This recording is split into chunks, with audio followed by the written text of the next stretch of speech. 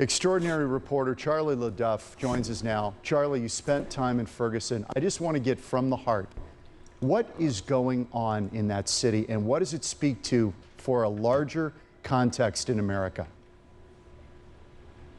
Well, that's a tremendously huge question, and I wish I could answer it. I just appeal to everybody's heart to look into it and know. You know, in the end, it's about people feeling left behind, abused, pushed around. It goes back a long way. Missouri's one of the last states to abolish slavery, if not the last state. And it's in pockets everywhere. I mean, it's in the barrio, it's on the reservation, it's in the trailer park, it's in the cul-de-sac. Things are escaping. People want to be heard, have a piece of the pie, and they don't want to be knocked around by their police force. That's the feeling in Ferguson. Charlie, I think that's a feeling in a lot of places. Charlie, is this more about race or economics? And when I say economics, I'm talking about economic disparity in the black community in America. Well, can you separate them? And yes, you can, but it's about race, it's about power, and it's about opportunity. This is a town that's 70% black. The police force is 95% white. You take those numbers into account. A black person has 3 times as much chance of getting pulled over in that town, twice as much chance of being arrested. And when they pull whites over, whites are twice as likely to have contraband on their person. So this is about black town, white power in this particular place. And remember, a lot of the protesters, a lot of the rioters are not from Ferguson. It's only a town of 20,000. Right. This is St. Louis, the metro region. It's their issue, it's our issue. Charlie, if we find out in the end that this officer was justified, does that ease or quell this issue at all? It depends. No, not everybody's going to be satisfied. People are telling me they're going to burn it down if that's what happens. But most people, African American specifically, say if the process is transparent, it's fair, there's a representative body on that jury, then they could accept that. But they want to see the process. They want a fair trial. You remember, all the information was blacked out in the beginning of this, and that only tended to inflame feelings because, again, yet again, it's going to be pushed under the carpet. Tell me how people there react to the arrival of Jesse Jackson, Al Sharpton. Do they feel that those people still speak to the younger black America? Or are these guys now simply almost a prop in a situation like this?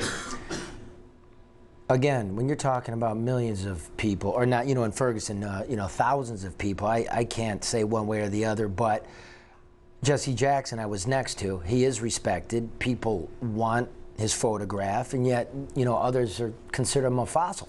You know, they say it's 5, 6 days later, Jesse, where you been? But they still respect the man and his legacy.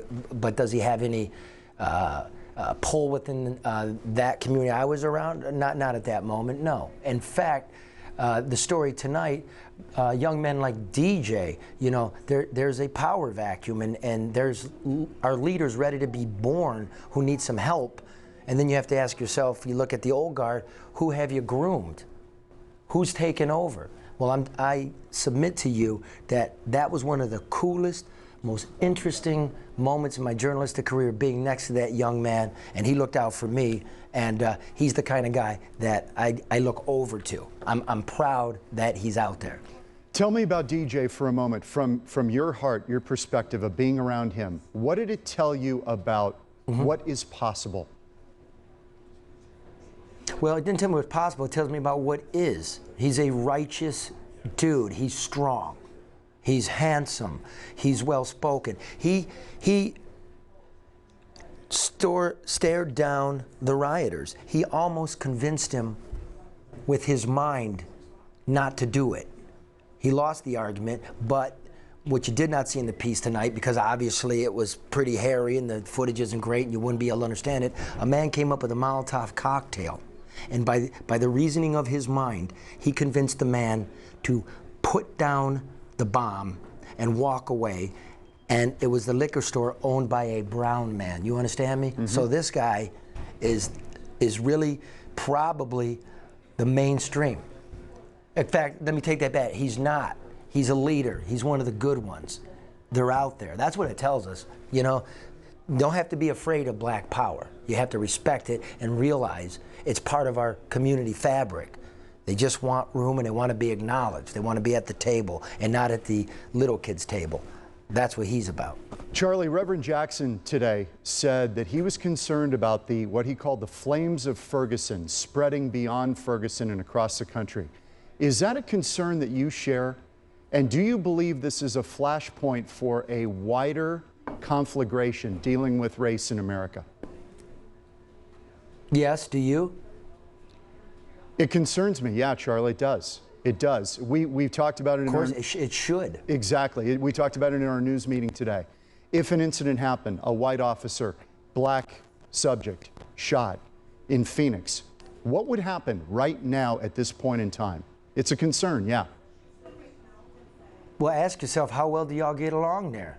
Let's try, you know, I mean, they laughed about what Rodney King said, but he was right.